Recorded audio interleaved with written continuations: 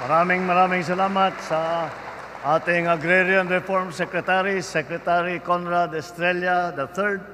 Mag-siupo po tayo.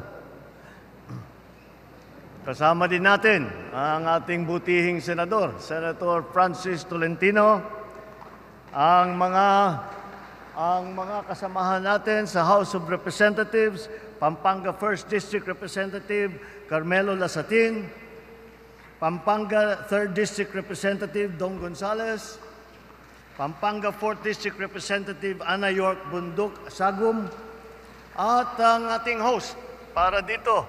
At pagka nasabi po ni Secretary Conrad na masarap ang pagkain na kinakain niya pagka napupunta siya rito sa Pampanga, ito po ang nagluluto po para sa amin. At hindi po namin makalimutan lagi na pagka kami nandito, meron pa kami pabaon, pauwi, galing po kay Nanay, Vice Governor Nanay Lila Pineda.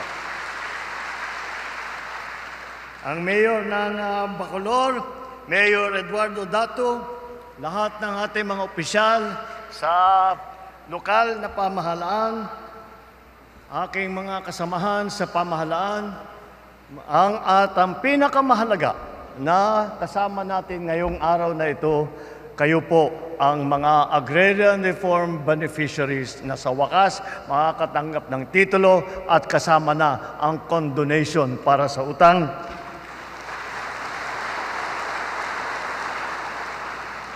Magandang araw po sa inyong lahat. Maraming salamat po sa mainit na pagtanggap ninyo sa amin. Sa tuwing nakikita ko sa aking kalendaryo na may nakalagay na Distribution of Certificate of Land Ownership Award o tinatawag na CLOA at kasabay ang Certificate of Condonation with Release of Mortgage o yung tawag naman natin ay COCROM. Talagang hindi ko mapigilan na bilangin ang mga araw hanggat ako'y makarating. Sapagkat ang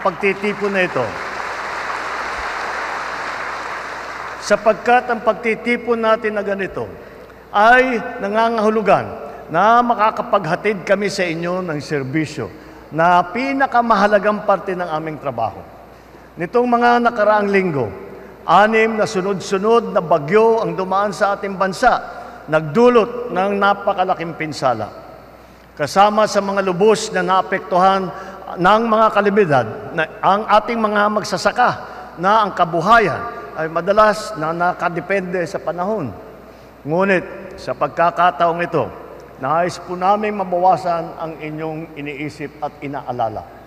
Kasama ng kagawaran ng reformang pansakahan na pinangungunahan ni Kalihim Conrad Estrella, namamahagi po kami ng 30 CLOA sa 28 Agrarian Reform Beneficiary o ARBs at halos 3,000 COCROM sa kulang-kulang 2,500 benepisyaryo ng reformang pansakahan.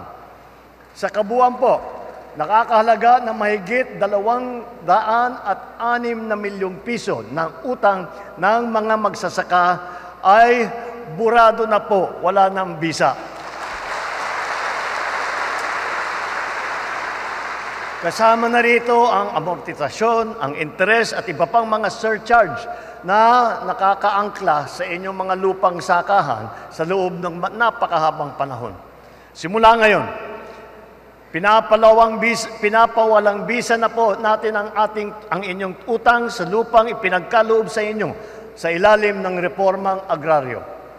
Isa pa ito sa talaga na ating mga layunin. Isang hakbang ito upang pagtibayin pa ang sektor ng agrikultura at matulungan na maiangat ang antas ng pamumuhay ng ating mga magsasaka. Lagi ko pong naikikwento sa ating mga magsasaka na kami ni Secretary Conrad ang nagpapatuloy na nasimulan ng aking ama at ang kanyang lolo. Dahil po, nagsimula ang reformang agraryo sa administrasyon ng aking ama. At kasama naman niya yung kanyang kalihim ng DAR. Ang lolo naman is Secretary Conrad na kapangalan din niya, Conrado Estrella.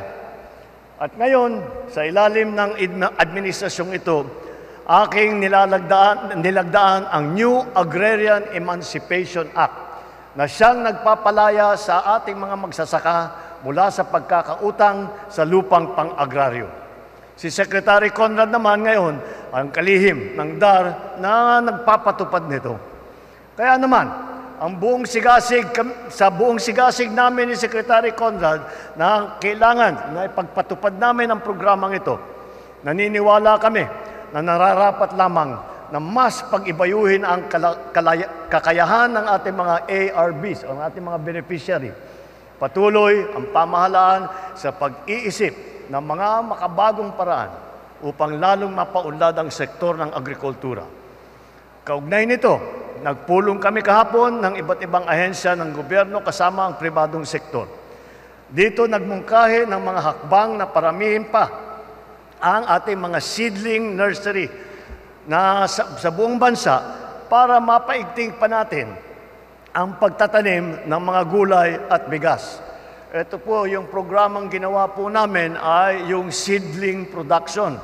Para po ang ating mga magsasaka ay ang kanilang ginagamit na variety na itatanim, hindi lamang na palay, kundi pati na ang mga gulay, yung pinakamaganda at sapat na hindi na tayo nag-i-import. Nag-i-import pa tayo ng mga seedling, dapat kayang-kaya naman natin gawin dito sa Pilipinas. Kaya't yan po ang ating bagong programa para paramihin ang seedling production dito sa Pilipinas. Hindi na tayo mag-import at kasama dyan ang ating mga magsasaka. Pinakamagandang seedling ang kanilang gagamitin sa kanilang pagtatanim.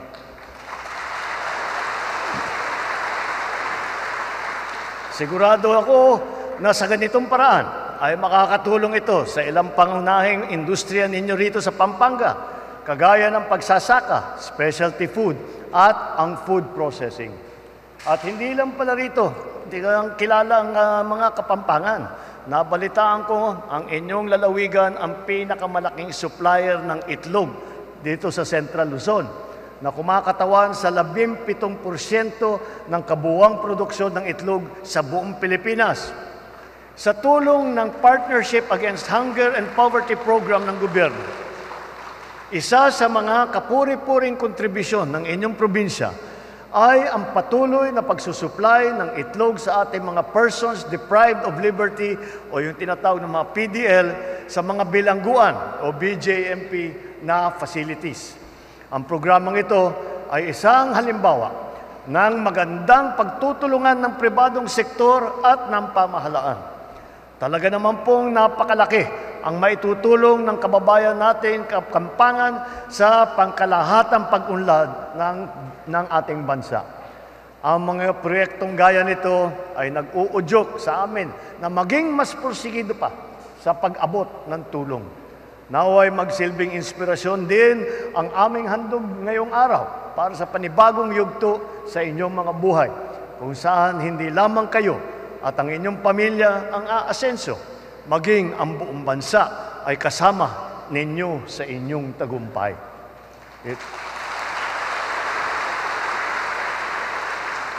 Ito po ang aking panawagan. Magkaisa tayo sa pagtatanim ng mga binhi ng pag-asa para sa bagong Pilipinas. Muli, maraming salamat sa inyo lahat. Mabuhay ang ating mga magsasakang Pilipino. Mabuhay ang lalawigan ng Pampanga, mabuhay ang bagong Pilipinas. Maraming salamat po, mahal na Pangulo.